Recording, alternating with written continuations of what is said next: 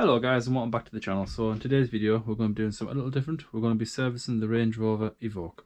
So in the past I've serviced this car using, I believe, actually the last time I serviced it I may have used aftermarket parts, but generally in the past I've always used official Land Rover service parts. But the car's getting on now. It's a 2013 model. I've had it for a few years and I'm going to keep this for many years to come. So, you know, using a man filter isn't really going to affect the resale value. At the end of the day, man filters the decent filters are pretty good, almost genuine quality, so OEM. But I do like to use good quality oil, and the car calls for Castrol C1. It's not so much Castrol, but the C1's important. And this car I think takes about 5.5 litres. It's just shy of 6.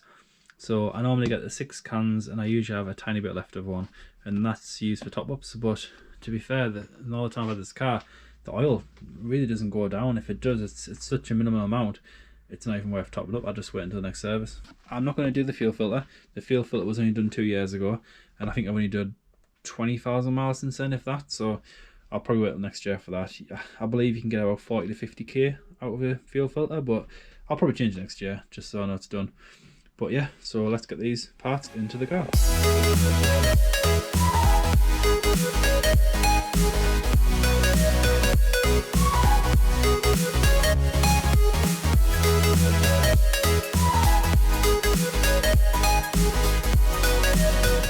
Okay, so the car is up in the air. I've supported it using 2 jack stands, and I've left the jack underneath also as a fail-safe. It's not needed, but it's just that extra measure. The last thing you want is a car falling on top of you.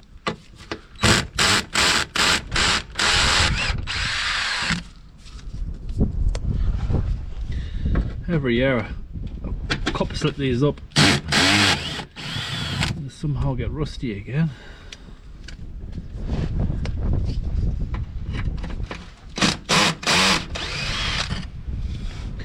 So I've put some copper grease on these.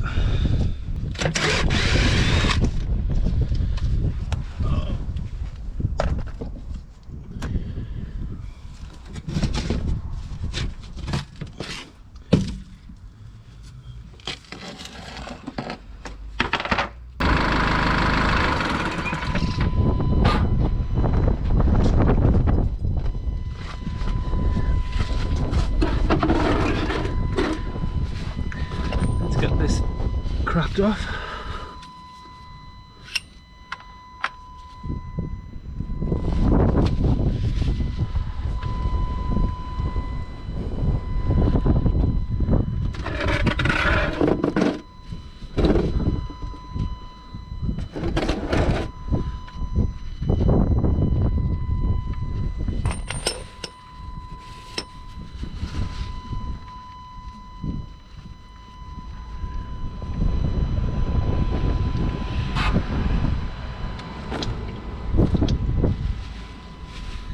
Nice and hot.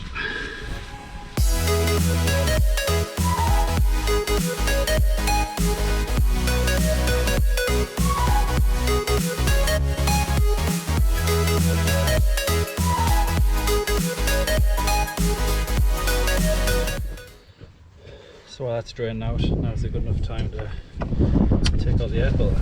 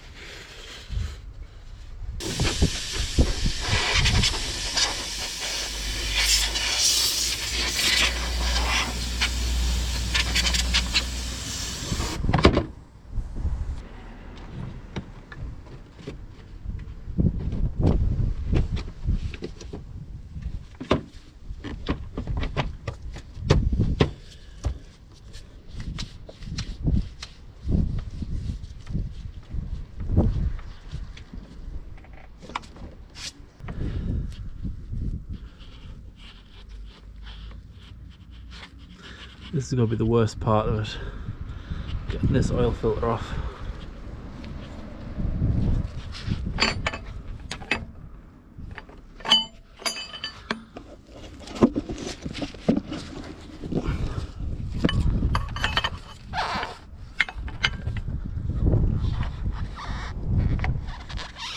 One hand.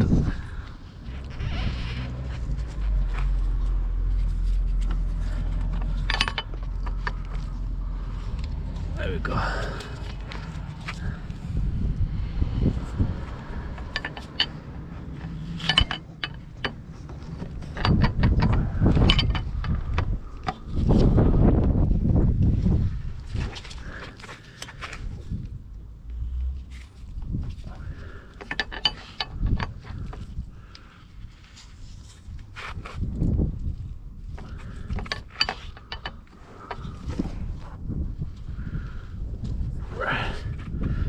Let's get the pan underneath that. Man, this thing put up a fight, so managed to get it out. So what I'm going to do now is pop out the filter and clean all this out.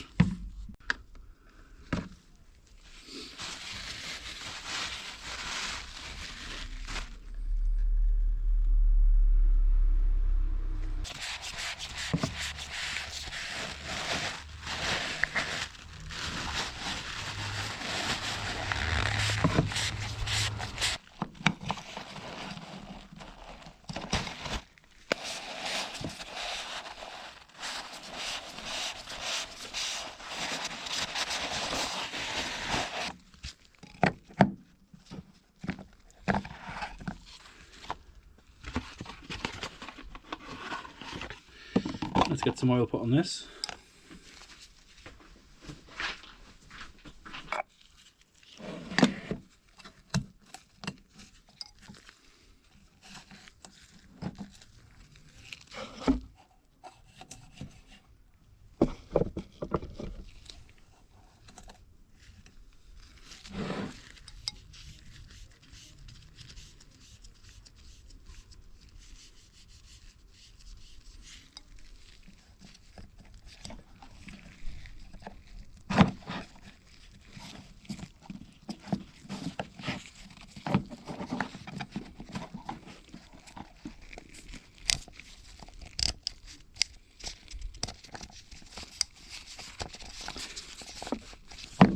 So if any of you guys have a better way of getting this off, basically it's in the engine block like this, and you just kind of get access to the top. So for me, what I find the easiest thing to do is get myself a 26 and basically loosen it off 1 or 2 turns. Then once it gets loose, because of this O-ring, it's tight all the way out. So I'll get the next size up to 27, and the ring spanner, because it's angled, I can kind of get up there into the engine block, and basically it just takes dozens and dozens and dozens of turns.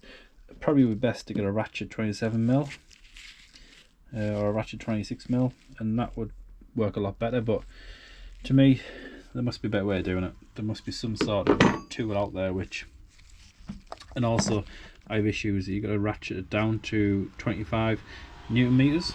Now I kind of get my torque wrench in there, so I've just got to guess. So I kind of just dip it up, and then an extra quarter turn that kind of puts it in place. But yeah, if any of you guys have got a better method, let us know.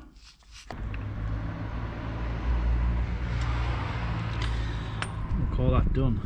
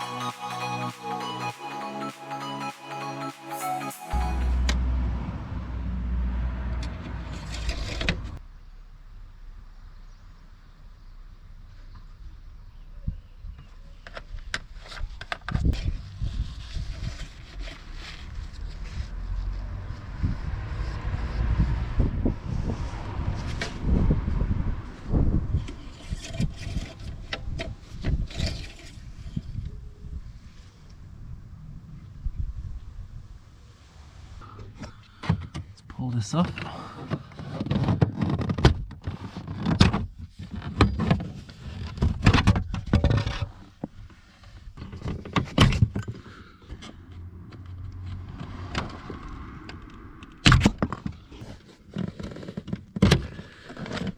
Two, three.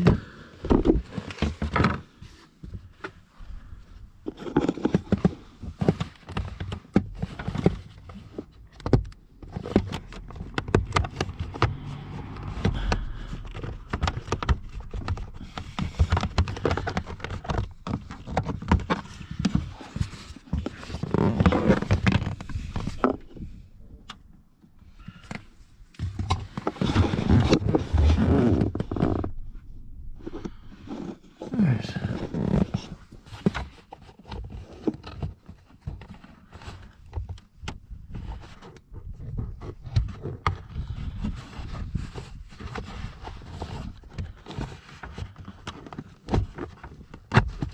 Here she comes.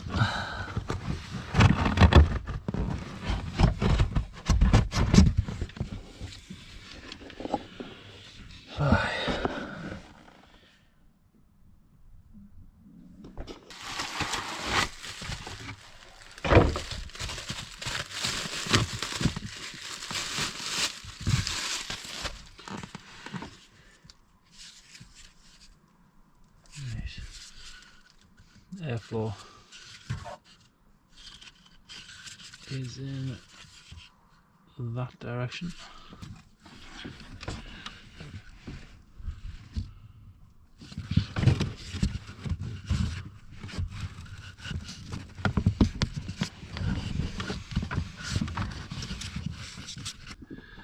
Yes, that was not pleasant. Whoever designed that needs sacking. Right, let's get the cover back on.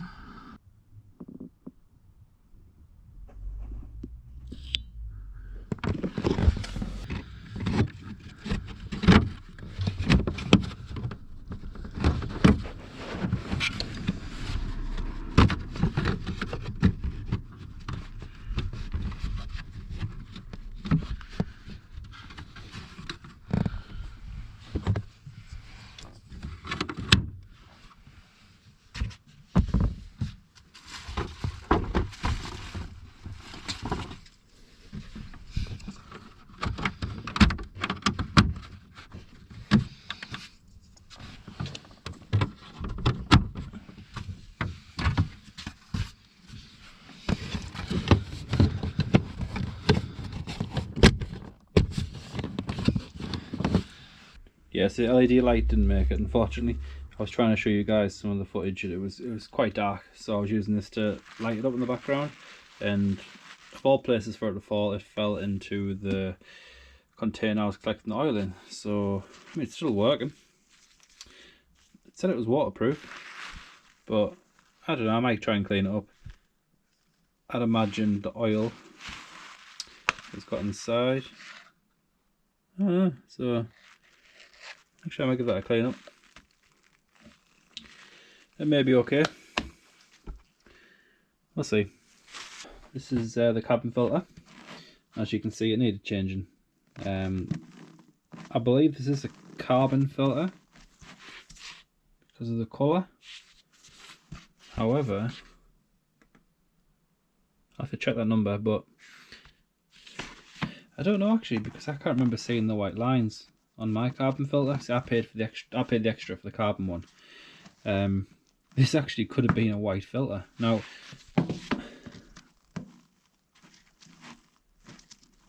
yeah, so in between here it is all the same colour, so that's fine. Yeah, so this is a carbon filter and this side is all the dirt and muck. So yeah, it's well and truly past it. It's had it. The date is 2017, and yeah, that's probably about right, because it was about just over 2 years ago that I got this car serviced, so by Land Rover, and that would kind of tally up correct. So yeah, sounds about right. And this is the air filter. Not too bad actually. Bear in mind, this is a B service. I didn't change this on the last service, so it's not bad at all really. I mean, it's obviously spent, it's needed changing, but as far as air filters go, I've seen much worse. But in all fairness, I've only did about 16,000 miles, so yeah, it shouldn't be too bad. Yeah, so I did a full inspection of the car, with this being a B service. I had the car up and checked it all out, checked all the brakes, the discs, the pads, all the fluid levels and such.